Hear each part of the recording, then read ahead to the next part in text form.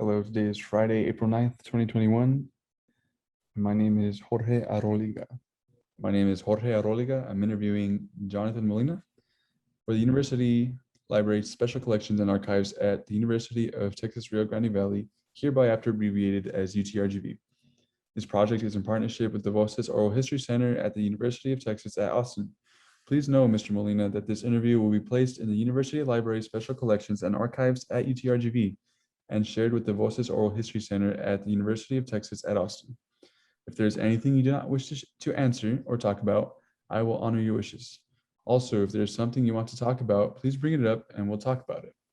The University Library Special Collections and Archives will archive your interview along with any other photographs and other documentation you are willing to share. UTRGV University Library will retain copyright or non-exclusive right to the interview and any other materials you donate to Special Collections and Archives at UTRGV. Because we are not conducting this interview in person, I need to record you consenting to make sure you agree with our interview procedures before we continue. So I'll ask you a series of 6 questions.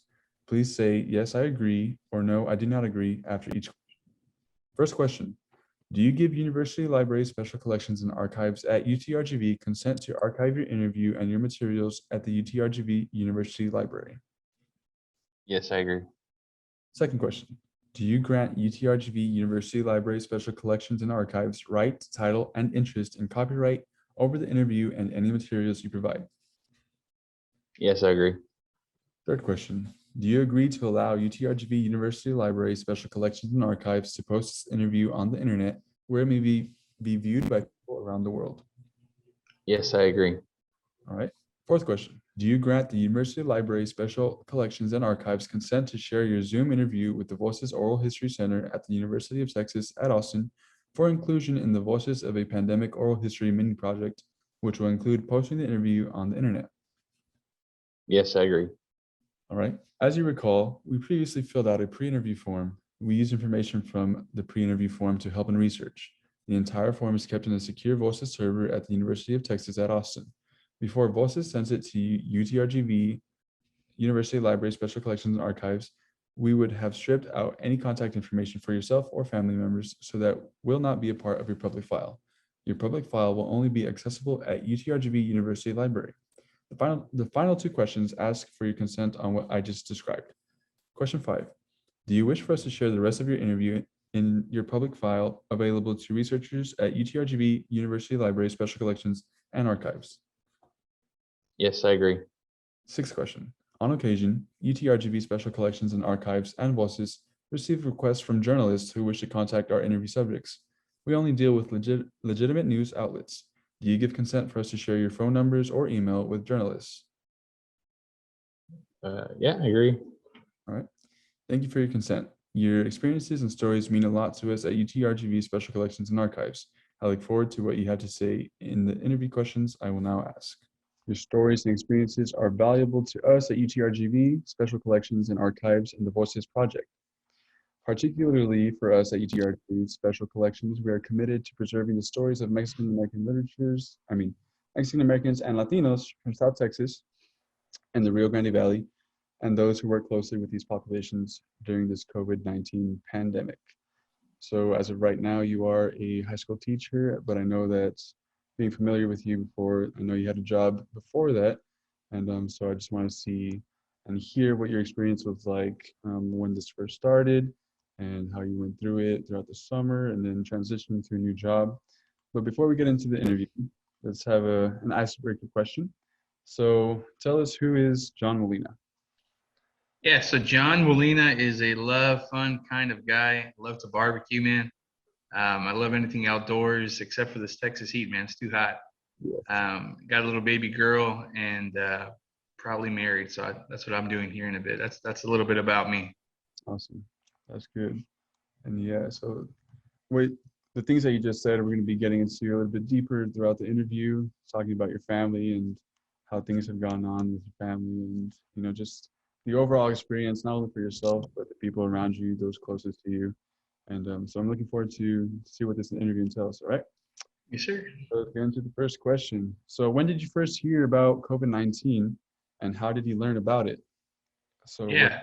social media, television, etc., like stuff like that. Yeah, both social media and TV. So, and work. Mhm. Like you mentioned earlier, I was working for a finance company, and that's where I really heard about it the most because that's where I started hearing about COVID for the first time. Mhm. Mainly at my job. A job. All right. And it was mainly your coworkers like bringing it up, like you had no prior knowledge to it before your coworkers started bringing it up. Yeah, I don't think I did. I think that's where I first heard it, and then obviously news travels quick, so I started hearing it within family, Mhm. and my coworkers brought it up very so often. So I mean, almost every hour of the day they were that's what they were talking about. Wow. All right. Next question. Let's see. What was your first reaction to the information about COVID-19? Yeah, so I wasn't concerned about it. First initial reaction, especially that it wasn't here in the United States. Mhm. But then when it kind of seemed like it was wildfire and it just started coming down, I was a little concerned just because I do have some symptoms, not symptoms, previous conditions that could equate to being attacked a lot faster with COVID, Yeah. pre-existing conditions. So that's where I was a little scared. Mhm. But other than that, thank God I wasn't for the at first. And then once it got here, I was a little more, oh, okay, so this is probably a real thing. So I started thinking about it a whole lot more. Mhm. Yeah. So as soon as it started hitting locally, that's when your reaction and your overall perspective on it started, growing a little bit more. Yeah, and then at work too, when we couldn't, I mean, when we were having to fill out every contact that we had with each person, when we were having to use personal protective equipment, gloves, Mhm. mask, I mean, shield, I mean, we were having to go outside to the customer instead of them coming inside. And that's really when I started thinking, I mean, and then after each customer, they were sending us to go wash our hands. And then we were having to sanitize everything with Lysol. So it was just that it was overwhelming a little bit at that time because that's when we were having to really protect ourselves due to for company standards. Yeah. Yeah, for sure. All right. So at what point did you realize this pandemic was a serious life-altering event? Or do you think that's still not serious? If so, why? Well, it did hit close to me, man. It did hit close to home. I had a cousin pass away due to COVID. I had a obviously a friend of ours from the church. He lost his wife. My parents got it and they were down pretty good, but praise God that they didn't get, they didn't nothing serious happened to them. Yeah. And then I had an uncle who me and him are super close, and he ended up having to go to the hospital and due to breathing. And so that's when it started like, whoa.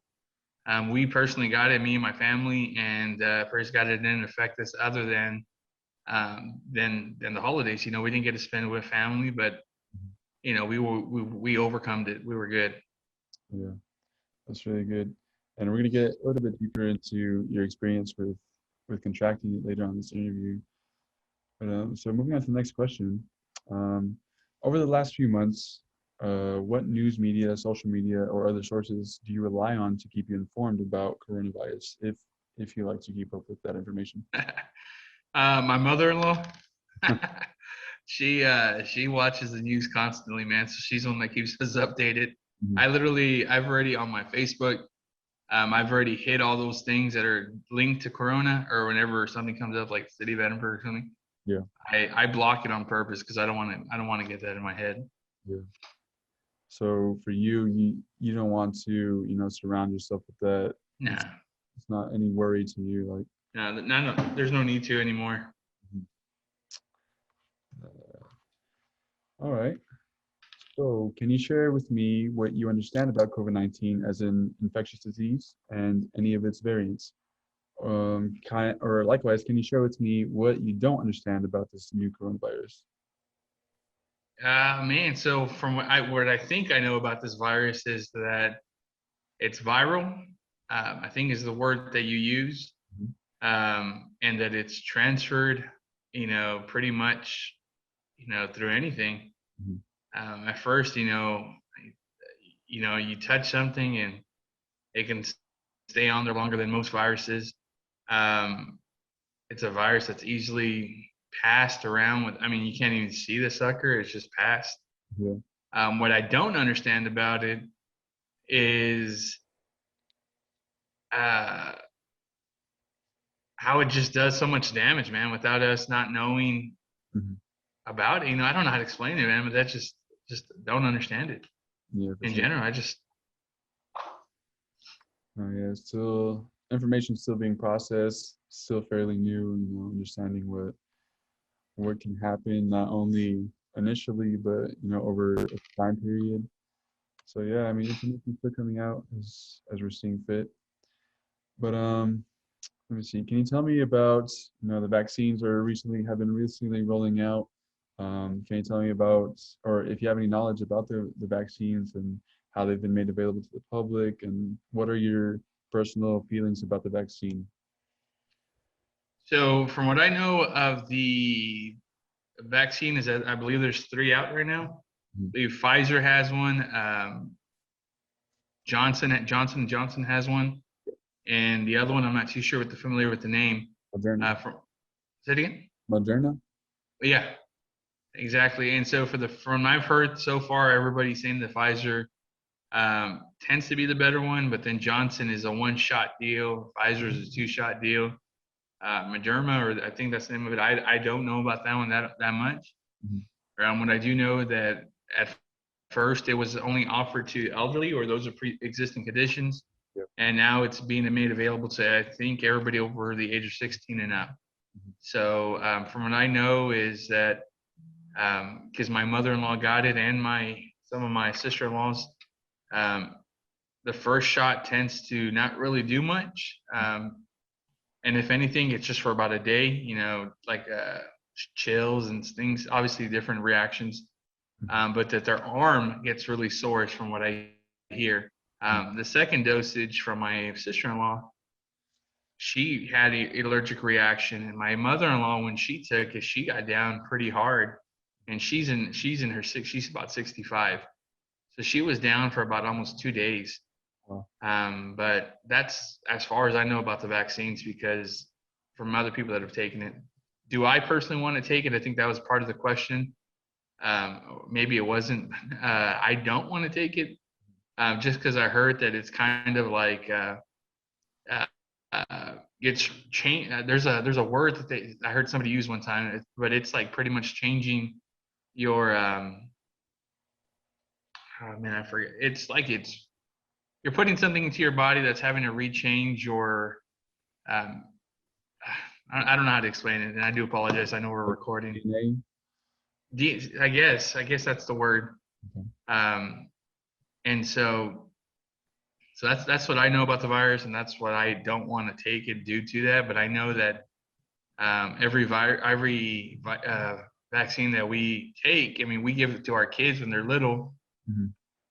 It was probably all started like the coronavirus vaccine. So Mhm. I guess eventually, with time, we'll find out if it's only effective. Mhm. Yeah, I know, like for college students, for those that are freshmen, like it's mandatory that they take like a meningococcal vaccine. So that way, Yeah. so like, do you think that at some point a COVID-19 vaccine is going to be required? I know the passports, like the COVID-19 passports, is a thing coming up right now. Do you have any thoughts regarding that? Man, I hope it's not a thing, to be honest with you. Um, but if it becomes a thing, it becomes a thing. Like I know going into college, I had to take that meningitis shot, Yeah. and for what reasons, I have no idea. And I hope COVID doesn't become part of that. Yeah. But if it becomes state mandate and throughout just the travel, then I mean, then I guess we have to mandate by it. If now we can't participate in travel. Yeah. Yeah, interesting things coming about. All right. Let's see. I know you touched on this a little bit, but if you want to elaborate, if you can, if you want, we can move on to the next question. But do you have a vaccination story you would like to share? I know you said that some of your sister-in-laws, your mother-in-law, they they received the vaccination, and the first one was all right. The second one, they had a little bit of pain. Was there anything, significant that caused them to maybe not, go about their daily life as normal or anything like that? Yeah, so I actually have a lot of my family on my wife's side that's taking the shot. So one of my brother-in-laws actually works for Pfizer. Okay. So he was one of the first guinea pigs. Hmm. And so he's actually already on his third shot. So they're actually doing a third shot on him to see if it's like a follow-up or something every 6 months. And so that's what he's getting tested on. My mother-in-law, she got hers. She lives with me personally. From what I've seen her, she got the shot the first one and she seemed fine. I know the only thing that she was complaining from was like a earache, really bad earache, and her arm really throbbing. I'm assuming the vaccine's a pretty heavy vaccine or something going in because she was sore Yeah. for some time. And then the second dose, I mean, it really knocked her down. Mhm. It was kind of like if she had the virus again. Obviously, they're putting the virus in you, but it was like if she had just re-gotten it, man. And she was down for about a good 2 days. Wow. So she had, if you want to share this or not, but are you saying that she had contracted the virus before she received the vaccine? Correct. So it was actually literally 90 days prior. Oh, So she contracted this December 22nd. oh, And I know that date because that was the day that we all got tested and we were positive. mhm. Wow. All right. So I know you've been mentioning a lot about your family, and it sounds like you're pretty close to them, and I'm pretty sure they share their thoughts regarding COVID-19. So, do your family members hold the same beliefs as you about COVID-19, or are No, they don't, man. they? A lot of my family are not believers. And for those of you seeing this recording, what I mean by non-believers, they don't believe in Jesus. And so obviously I have faith in God, and they don't have that faith. So um, they're afraid of this virus, man. They're afraid of getting in contact with family. Mhm. They're afraid of just living life and knowing that I'm trying to get them to understand that there's obviously a higher power. Mhm. And but besides that, there's trying to get them to realize that there's so many more things in life that are far more deadly than this virus. Yeah. If I'm not, I'm probably not correct, but I believe that there's like a 1% death rate on this virus. So if something so minimal is keeping you in your house, I mean, that's a sad thing. So my family does not believe the same way. My personal family, they're faith people, so they don't. Uh, they're not afraid of it. But on my wife's side, a lot of them are in fear over this virus. Well, yeah, and that's something that we'll get into a little bit deeper later on in the interview, regarding how your family, deals with it and the serious effects, whether it be mental or physical. But we'll get to that question later on into the interview. But for now, how have you personally been affected by coronavirus? Well, the only there's been good and bad, George. Mhm. The good, man, was that I was let go of my job, and I say good because I was on about a 6 7 month break with my kid, with my wife, Mhm. and getting paid more than I was actually working. Yeah, And so I never will ever. I don't think I'll ever get 6 months off ever again yeah, to spend with my kid. yeah. And the bad was that, unfortunately, this past year, we missed important family holidays like Easter. We missed Christmas. We missed New Year's, Mhm. things like that due to this virus, Yeah. and work. Now, unfortunately, we don't have kids. We have kids at home and in school, so we're having to those kids that are in school. Obviously, there's procedures and to have to get kids to listen to these procedures and get them to follow these procedures. There's just those are cons. Yeah, for sure. But there's there's honestly and I hope whoever's listening to this video, I hope you guys realize, man, there's a whole lot more pros that have come out in my personal life out of this thing, and I look forward to the rest of the questions because I know I'm going to get to share a lot of those pros with you guys. Mhm. Yeah, and so just to clarify to the people watching this, you were in finance, but now you are currently a teacher. Yeah, came back to education. Yes, Yeah. sir. Yeah. Yeah, I was in finance for 4 years, and so I was in management, and then one day, man, and this is the cool part. One day I got sick. Wow, I didn't get sick. I just wasn't feeling good. So my manager was out. I had stepped down from management, so I became an assistant manager at a different location, and I went home. Wasn't feeling good. And I get a phone call around lunchtime saying, "Hey," from my head supervisor saying, "Hey, we're going to keep you at home." I said, "What?" And they let me know, dude, I was being laid off and this and that, but that it was actually better for me to be laid off. And I said, "Well, if it's better for me," and sure enough, it was a better deal. Yeah, that's awesome.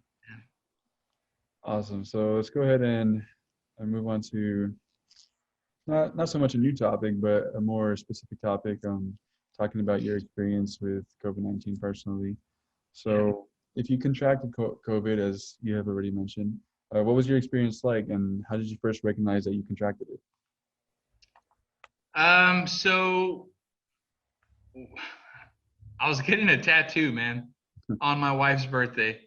And so we got a phone call right there and then, that my sister-in-law had come out. Well, actually, no, we had already known. Sorry, no, we found out that day that my sister-in-law had become positive, and we were actually at a staff party a couple of days before, Mhm. which you were actually a part of, George. And a lot of us got the virus at that time, man, and we were being as careful as we could be. Yep. But one lady didn't let us know that she had the virus, and she was hugging everybody prior to the party. Mhm. And well, we all contracted it from there. Yeah. And what was your the symptoms? What was the first experience that you Yeah, first symptoms, I think it was just like regular, like allergies, man. It was like a cold for me. had? I think though I didn't have fever, I didn't have headache, maybe a slight ache. I lost smell. Mhm. I never lost taste, and that's one thing I was super excited about because I could still eat. Yeah. Um, but I have a dog in my house, and I hate the way dogs smell. The pee and so I couldn't smell it. Yeah. So I was enjoying that part. I remember spraying Lysol on my hand and trying to smell it, and I couldn't smell it, and that's when I knew, oh man, we really do have this virus. Wow. And yeah, and then when I finally got my smell back, I was barbecuing with mesquite on purpose, Mhm. and I was able to smell that little by little. And I said, no, I'm starting to get my senses back. Mhm. So, and then one of the other symptoms, George, that I had was back pain. Oh, wow. Why back pain? I have no idea, but man, my lower back it was in pain. Mhm. Yeah, it's crazy how different people have different reactions concerning symptoms, and Hmm. so everyone reacts differently to it. All right. So during the time that you were ill, what was life like in comparison to living without being ill? Mm.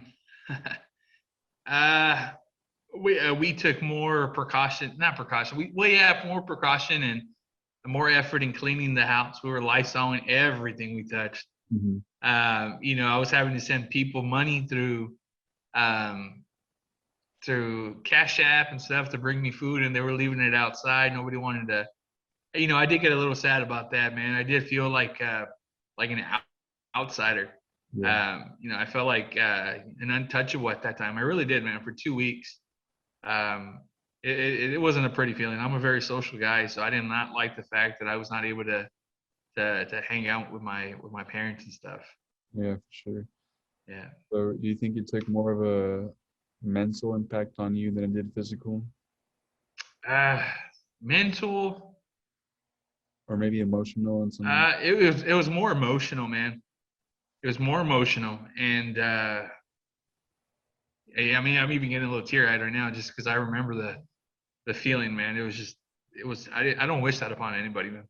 Yeah, for sure. Yeah. Yeah. So I know that it was recommended for anyone who contracted the illness to be quarantined themselves for 14 days. I know you just mentioned right now that you were. So how did you manage your quarantine time? I know you said that you were spraying down house for a while. But aside from that, what was your uh, yeah, Netflix, Netflix? Netflix. Just playing with my daughter more. Joking about this thing. I know we got it during Christmas time, so on purpose, I went outside and I barbecued, man. I was not feeling good, but it was, and I did that, George, on purpose. I did that so I could tell my body, hey, this virus doesn't rule you. You rule this virus, man. Mhm. That was honestly my perspective. So on New Year's and on Christmas Day, I wasn't feeling good. I really wasn't. I was just feeling down. Yeah. But I purposely went outside in the cold and barbecued, man, just to tell my body, hey, no, you're good. You're good. So I could stay ahead of this thing. Yeah, for sure. And I know you're a man of faith, and for people that aren't familiar with a person being a man of faith, um, I as well. I mean, we share the same beliefs. We go to the same church, so we have the same, you know, ideological thoughts. But so like, when you say that you're telling your body to do things, like you're physically going out there, even though your body does not feel or does not want to, you're saying, no, I'm standing on my faith, and I want to go out there and do what I normally do, and that's tell me about how that would go for you, for those people that are trying to understand. Yeah. So what I mean by faith, and I think George, you just said it right. It's seeing those things as though they're not. It's just kind of like the air. We can physically feel the air, but you can't see the air. Mhm. And that's kind of like how you can't physically see that I was 100% healed, because I wasn't. I was sick, was not feeling good.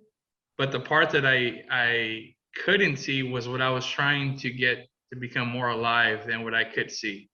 Yeah. I was trying to get the part that needed to come alive inside me, and it did eventually, man. Because I know me and my wife, and somebody can say, "Well, it had to do with age," and I will fight you on that belief. But I think me and my wife overcame this a whole lot faster than all the other people around us that had it, because we literally did not let this thing get us. We're the type of people that if we get sick on purpose, we will do the opposite of what we're not supposed to do. So if you have a fever and you're supposed to stay home under a blanket, we will get up, wash dishes. We will do what we have to do to get going. That's what we did purposely with this virus. Yeah, that's awesome. All right, so we're still on the topic of being at home, and everyone had different experience with being at home. Some people enjoyed it, and like yourself, you said that you spent some time with your family. Others hated it. So say, we already know that you enjoyed your time. So I loved uh, it. expand on that. Tell us what was more enjoyable this time around. Even though we were in a pandemic, we had to stay home. So what made it enjoyable for you? Man, well, here's some things. So I'm trying to recap, because of work, because I worked in in the finance area. We were just always busy. I had 6 federal holidays off, so not too much time off. But I was able to do things with my church, because I was being let go. So there was a time where we got to feed chicken fajita plates to everybody, and I got to be part of the cooking process. There were some times where we would go to a men's meeting here at our church, and hey, we need somebody to start the fire. Well, I was able to be there to start the fire. Things like that I was not able to do, um, but I was able to do during COVID because of that. I bought a car, George. I bought a truck. Sorry, I bought a truck. I mean, we did so many things that we weren't able to do before because of COVID, man. Yeah, It opened up our time to do things. yeah, Whole lot more family time on visiting family, and it was because a lot of our family works in education, so we were able to go see them a lot more. mhm. Yeah. And you kind of touched on the next question already. You said that you were taking. Well, the question is, were you able to take advantage of your time, and how so? Oh, And like, it seems like you were just making the most of the situation, right? yep. I mean, obviously with care. I mean, we weren't walking around. The government said, "Hey, wear a mask." We wore a mask. When we got out of a place, we put hand sanitizer. I wasn't licking everything and touching everything either. We were wise with our time and with where we went. Yeah. And we did try to social distance as much as possible. I mean, I'm not saying we were at every store. We weren't. We were at home, we were quarantined, but when we needed to go somewhere, we went somewhere, you know? Yeah, life goes on. Exactly. So, talking about life, did staying at home more give you a different perspective on life, and so what ways? Did it give me a different perspective, man? It did. Um, it made me realize that there's so much more to life than just a 9 to 5 job. There was so much more than a paycheck. Yeah. Because you know the things that actually mattered the most, I had the most time to spend with, and again, that was my little girl, man. So I was, you know, just I'm always gonna go back to that because that's where my time was at, was with her. Yeah, that's awesome. I mean, being able to be there with your kids growing up, being in important stages of their lives. I mean, what more can come out of that? You know what I mean? Like just enjoying your time with your family. Seems like you've been making the most of, or you did make the most of it because we're already at a point where we're coming out of the situation. Yep. So you've told me a little bit of how your family was affected. And you told me that some of your family members did contract the virus. You said that you had a cousin that did pass away from the virus. Was there anything else that you wanted to elaborate on your family being affected by the virus? You know, and this is it's funny because my uncle, I actually just had a conversation with him probably about a week ago, the one that was in the hospital, and you know, I was thinking this is I actually talked to him, and when I said so it's kind of like God gave you a second chance, and he kind of looked at me kind of funny. He said, "The second chance?" He said, "I was never dying." I said, "Oh, okay." And you know, I had to, just because he was losing just because he couldn't breathe doesn't mean he was dying. Mhm. And so he said that to me, and he says, when I was in that hospital, he says, not that God put me in there. He said, God didn't put me in there, Yeah. but I believe God used that situation for me to be able to minister to others. Mhm. Because he was telling me and describing to me, he was in a hallway. He wasn't in a room. He was in a hallway with curtains, Wow. and he said the doctors were actually coming and telling him, or not telling him, telling those around them, hey, do you know Jesus? Just because they were at that point already where, and this was during the peak, man, where they were, they didn't know what to do with these people anymore. It was either once they went on the ventilator, that was it. They weren't ever coming back from there.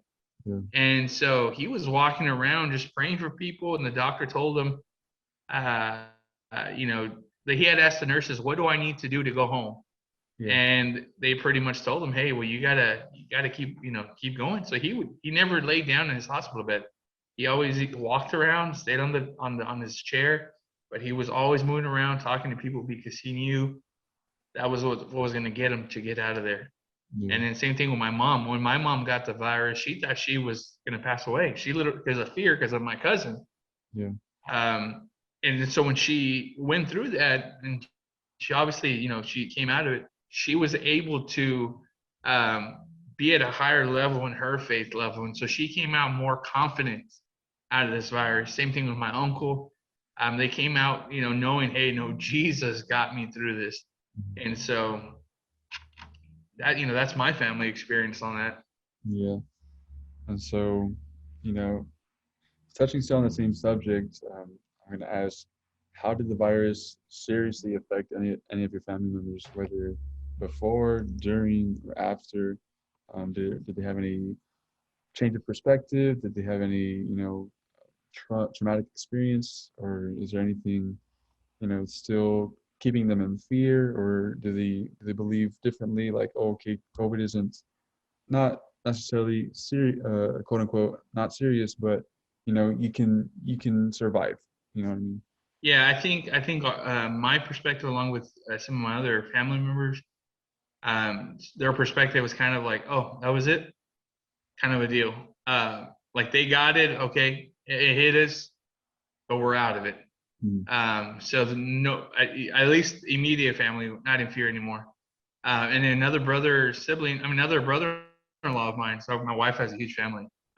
They wouldn't even hang out with us due to the fear. So over a year not seeing them really, they got it, And now they're like, hey, when are we going to hang out? Why? Because they know that that's all that affected them. It was nothing major. Yeah. Yeah. That's, everybody has a different perspective. Like we've been talking about this, and it's it's interesting to see how, once you experience it, people start, okay, I mean, I can manage this, all right. Let's get back to normal life. I think that's been a lot of people's thought process. I just want to live life normally. Yeah, we're going through this pandemic, but give me normal life, and I know that's something that, knowing you personally, that's something that you want. You just want things to be normal. You don't want anything to be changed up. You don't want to be at home and stuff like that. So I think that's where everyone's getting to at this point in time. So it's transition into your work life, right, now as a teacher. So when the coronavirus first came to the region in which you live, how was your work life affected? So let's go back into in your time in finance. I know you worked at Sunloan, correct? That was your place management. Yes. Cool. And then at that time, were you still working at your office, or were you working at home? And or if you were working in office, how long was it until you were asked to work at home? And then going on to, saying, okay, well, you're relieved from your duty from you. Hmm. Yeah. So I demoted myself back in January 15th, got moved to a new office. And I think I was there for maybe 4 months, George. I think it was January, yeah, 4 months up to April. Mhm. I think April 11th was my last day there, if I'm not mistaken, at Sunloan. And so, no, we didn't have to work from home. The company did not give us that option, because it's more of a company that we have to work with the customer, face to face, because we're making these loans and we're doing collections. Yeah. And they didn't obviously have a system set up to where we could have that luxury of working from home. Yeah. I'm sorry, I'm not too sure what the rest of the question was on that. Yeah, so I was just asking if you were working in an office or working from home. Oh yeah, Um, office. Obviously, you weren't working from home, so there's no No. second response. But so working face to face with people, were there still people that were needing to come in? Were they scared to come in? Did you see a decline in customers, or how did that go out for you? We didn't see a decline in customers. People that need money are going to need money. Mhm. They're going to come to you whether there's a virus or whatever. The where we did see an issue was on the collection side of it. Yeah. We did see a lot of people that obviously, we had a lot of people in the oil fields lose their jobs, Yeah. and that was a huge base of our customers. And so, when you have somebody lose their job, unemployment doesn't kick in right away. Or if they were already on unemployment prior to the virus because of the oil fields, maybe they weren't getting the help, the assistance they needed because they had already exceeded their money. Mhm. So we were having a lot of people calling in saying, hey, we can't pay. So we didn't know if it was a lie or if it was the truth, because I mean, people were literally losing their jobs. Yeah. Some people, because there was also, in the very beginning, people were running to get toilet paper, people were running to get everything. Yeah. So people were putting that stuff as priority, in which I totally agree. I would too. They were putting that stuff into priority over a payment. Mhm. So we still had customers, but a lot of our customers didn't want to pay us because of the fear of the unknown Yeah. of what was to come. Uh, so aside or I would say you probably saw an increase in customers because of what was going on. People losing jobs and need Yeah, need for yes money. and no. We did also have a lot of people pay out, Oh, wow. because of the fear of not knowing, if they only owed $300 and they had a little extra money, they were paying us off Mhm. because they didn't know what was coming up. Yeah. Wow, that's interesting. Yeah. So then moving from your time in your Sunloan management, going to your time or transitioning into your teaching job, at the beginning of the year, we started online solely. We didn't have any kids in-house. So how was online teaching experience for you? Because I know prior you still were in education in junior high, and then you went on to your management, then coming back, solely starting online. What kind of experience was that for you? Oh man, I loved it. I loved it. Um, I thought it was a whole lot easier to do things. Mhm. Obviously, the cheating factor. I mean, I was out of the groove of teaching for a while, so I had to recatch a lot of that stuff. But I liked it because if you finished a lesson early, I mean, you would excuse the kids, Yeah. and so we had a lot more time to ourselves, a whole lot more time to grade. You didn't have to deal with the corrections that you have to deal with in the classroom management, because I mean it was online. Yeah. So I loved it. Yeah. I think that's where we have our differences because I didn't enjoy online at all, and I still don't. But at this point in time during the school year, we're kind of hybrid per se. We have some students in-house and some that are still online. And what's that experience like for you? Ah, Depending on what class you talk about. Mm. We do, obviously, I teach all four grades, 9th, 10th, 11th, and 12th, Yeah. the histories and an algebra class. So um, depending on which class you talk about, I mean, there's some classes that it's a breeze online, and then there's others. I mean, it's like my algebra class, it's very difficult to teach algebra online because it's more a hands-on Yeah. thing. And so, is the student learning 100%? Obviously you grade their grades, but there's this thing called photo math, Yeah. and you require work. But these kids, we work at a private school, so some of these kids have money, Yeah. and so they'll pay for the photo math, and they're giving you the work that's been given to them. So, do we know at 100% that they're actually doing the work? That's the difficult part. Yeah. I know we have a plagiarism check on through Google Docs, Yeah. and I get flagged on a whole bunch of kids, Hmm. and you call them out on it, and it's kind of like, so in that sense, George, I don't like the online now, especially now that I'm back in the classroom. Yeah. Because you're in the classroom, you can catch on. Online, it's like, oh man, it's kind of like those scammers. I mean, they're good, and the kids are good too. Yeah, for sure. They figured it out. Yeah. So, still talking about work life, I want to talk about your spouse. So, your spouse works with us as well. I mean, we're on the same high school department. So, Mhm. how was work life, or how did it affect you at the beginning of the pandemic, and then transitioning to this point in time? Yeah, so when I was actually still working at Sunloan, she had actually come home from spring break. She was on her spring break, um, and she never got off her spring break. She in the last school year, um, nobody was ready for something like this. Nobody was prepared academic wise. So she did the best that she could do with what was given to her, what they had told her to go by. Obviously, it wasn't the best for her, but I know this second time, it was a whole lot different, and she says that it was a whole lot better this time than it was the first time. So I know she was a little stressed at first, but she was able to get through it. My wife catches on to things really quickly. That's awesome. Mhm. So, going based off of that, did managing everyday life become more difficult for you all? No, man, it became easier because we were together now. There was this no. It's now that we work together. There was this no.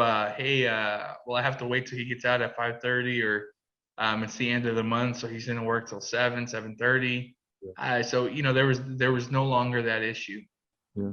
or there no longer is that issue, should I say? Yeah, that's cool. And so, I said we're at this point in time we have students back in house in school.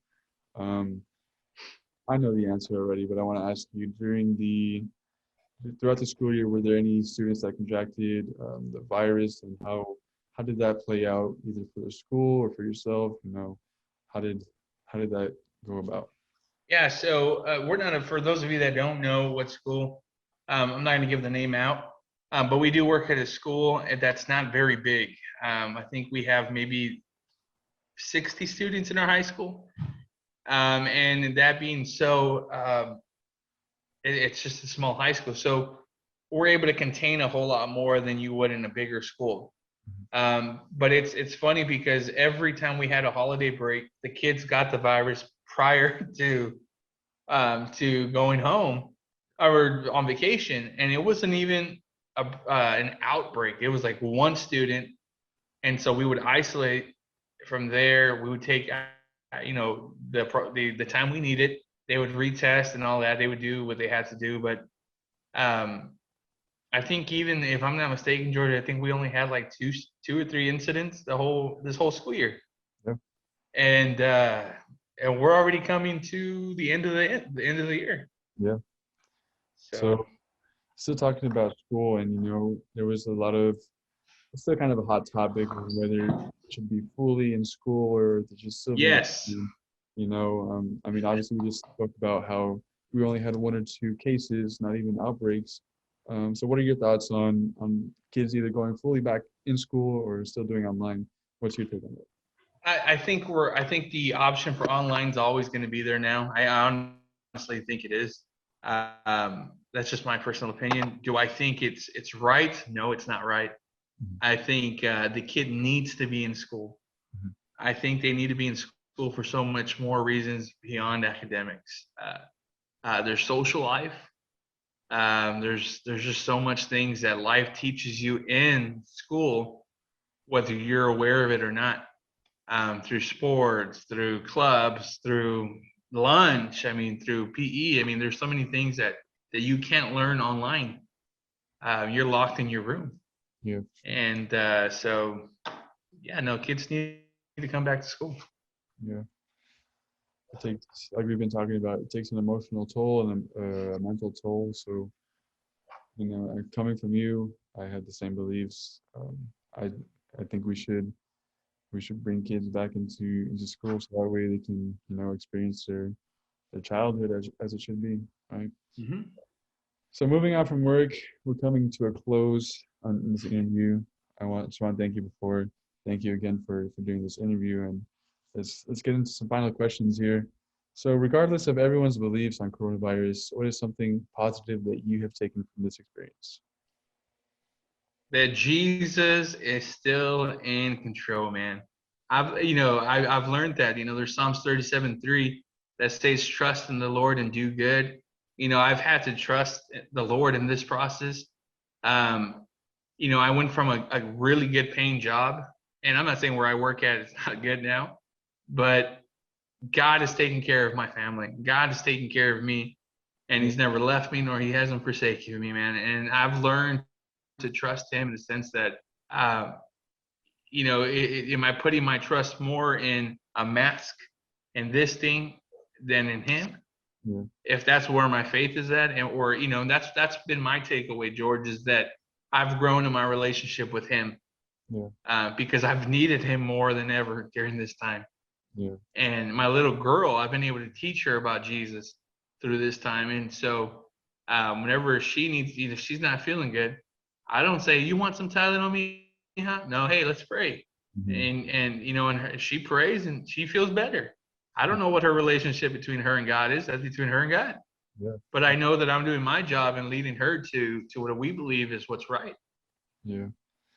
So that was my takeaway with this thing. And I definitely want to finish this interview on that. So let me go into some technical questions real quick, so that way we can finish off on that high note. So locally, are you satisfied with the local response to COVID-19 in your city? You live in Edinburgh, your county, Hidalgo County. No. Hidalgo County Judge, I do appreciate everything you're doing. I love I'm never gonna smash our county officials, state officials, but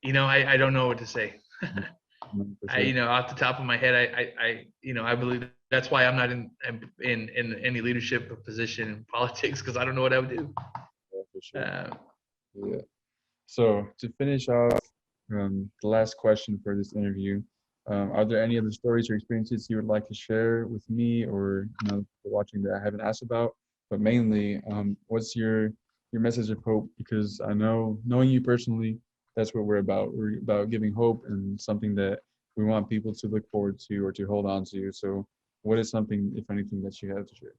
Yeah, so one thing I did not share was during this pandemic time, obviously our church went from not having services in person to online. And we honestly thought it was going to be like a 2-3 week thing. And it turned out to be like 9 months, maybe, if I'm not mistaken, maybe less. It was a while.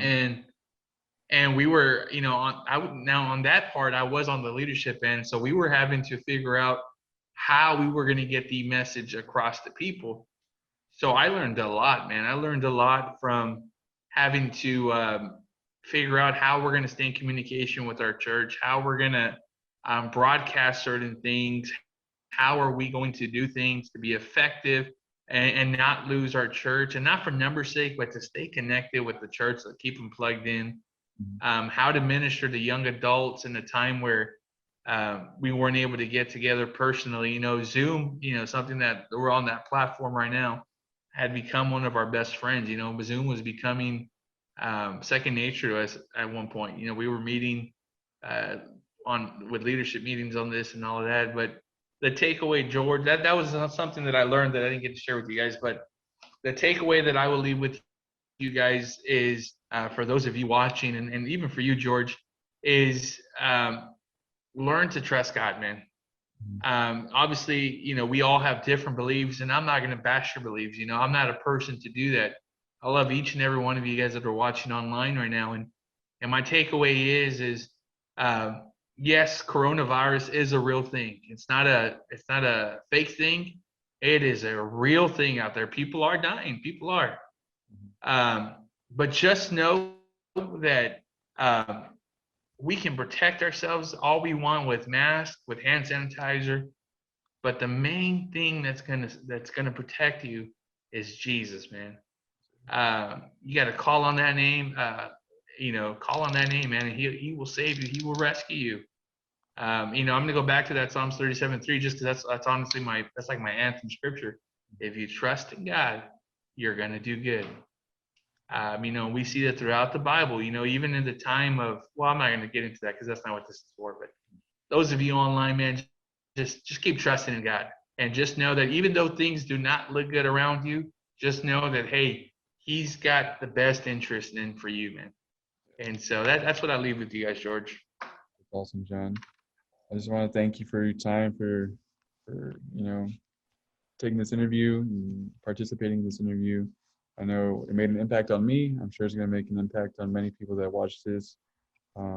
It's very much appreciated, and your voice will be marked, one of many to live on regarding these times and this pandemic. So once again, I'm very grateful and honored to have interviewed you.